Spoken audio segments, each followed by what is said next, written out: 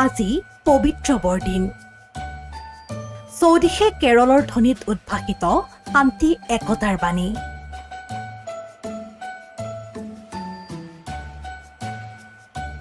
উথলি উঠিছে বিশ্ব তথা দেশৰ লগতে অসমৰ বিভিন্ন প্ৰান্তৰ পৰিৱেশ। আজি ২৫ ডিচেম্বৰ বুধবাৰ। আজিৰ এই পবিত্ৰ দিনটোতে ৰাজ্যৰ খ্ৰীষ্টিয়ান ধৰ্মীয় লোকসকলে অতি উলহ মালহেৰে উদযাপন কৰে বৰদিন।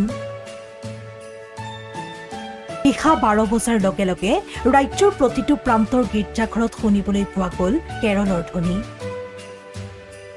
ধৰ্মীয় বিশ্বাস অনুসৰি খ্ৰীষ্টান ধৰ্মীয় লোকসকলে বিশ্বাস কৰে যে আজিৰ দিনটোতে যীশু খ্ৰীষ্টৰ জন্ম হৈছিল।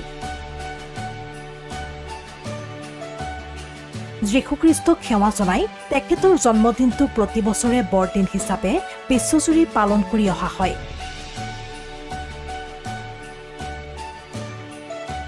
কেৱল অসমতেই নহয়, উত্তৰ পূব ভাৰতৰ আন ৰাজ্যকেইখনৰ লগতে ভাৰতৰ প্ৰতিটো প্ৰান্ততে অতি উলহ মালহেৰে উদযাপন কৰা হয় খ্ৰীষ্টমাছ। কেৰলৰ ধ্বনিৰে মুখৰিত গীৰ্জাঘৰ, ৰঙীন লাইটেৰে সজাই তোলা হৈছে চহৰসমূহো। ইফালে বৰদিনৰ গছ উপহাৰেৰে ভৰি পৰিছে ৰাজ্যৰ বজাৰ। বিশ্বৰ বিভিন্ন প্ৰান্তৰ সমান্তৰালকৈ মাজুলীতো ৬৫টা গীৰ্জাত বৰদিন উদযাপন।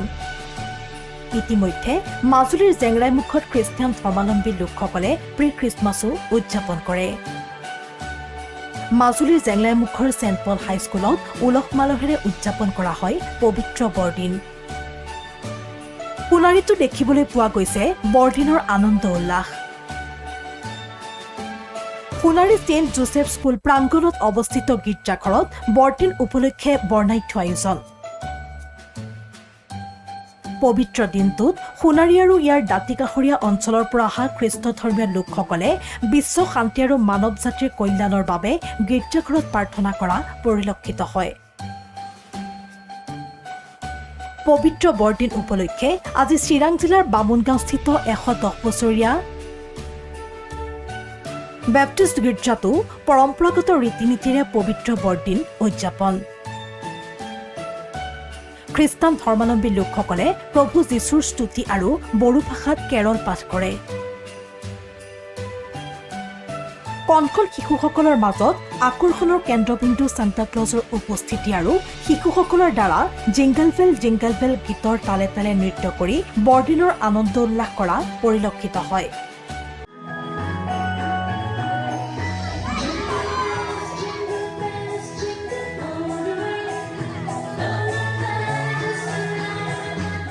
শিৱসাগৰৰ ১৭৯ বছৰীয়া উত্তৰ পূৰ্বৰ প্ৰথমটো ঐতিহাসিক গীৰ্জাঘৰতো আজি উলহ মালহেৰে পবিত্ৰ বৰদিন উদযাপন কৰা হয়। ১৭৯ বছৰীয়া পুৰণি গীৰ্জাঘৰত আজি সমূহীয়া প্ৰাৰ্থনাত উপস্থিত থাকে জিলাখনৰ বিভিন্ন প্ৰান্তৰ পৰা অহা খ্ৰীষ্টান ধৰ্মাৱলম্বী লোকসকল।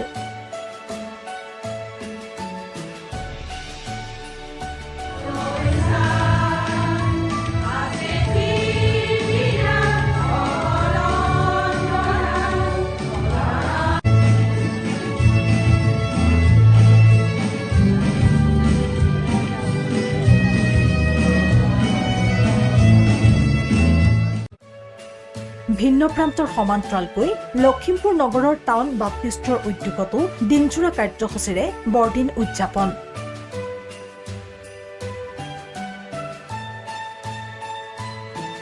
ইফালে বৰদিন উপলক্ষে আটকধুনীয়া আলোকসজ্জাৰে আলোকিত কৰি তোলা হৈছে গুৱাহাটীৰ Christ church, Dispur church, Kharghuli church, ডনবস্কৰ চাৰ্চকে ধৰি মহানগৰীৰ বিভিন্ন প্ৰান্তত অৱস্থিত গীৰ্জাঘৰসমূহ। ভিন্ন ৰঙী আলোকেৰে সুসজ্জিত গীৰ্জাঘৰসমূহে যেন অন্য এক মায়াময় পৰিৱেশৰহে সূচনা কৰিছে। কেৰল পৰিৱেশনৰে ইজনে সিজনক বিলাই ভাতৃত্ববোধ, শান্তি একতাৰ বাণী। এইদৰে সমূহীয়া প্ৰাৰ্থনাৰ জৰিয়তে প্ৰভু যীশুৰ ওচৰত খ্ৰীষ্টধৰ্মী ৰাইজে কামনা কৰে বিশ্ব শান্তি, ভাতৃত্ববোধ আৰু একতাৰ এনাজৰী। নিউজ ডেস্ক ৰিপৰ্ট, প্ৰথম খবৰ।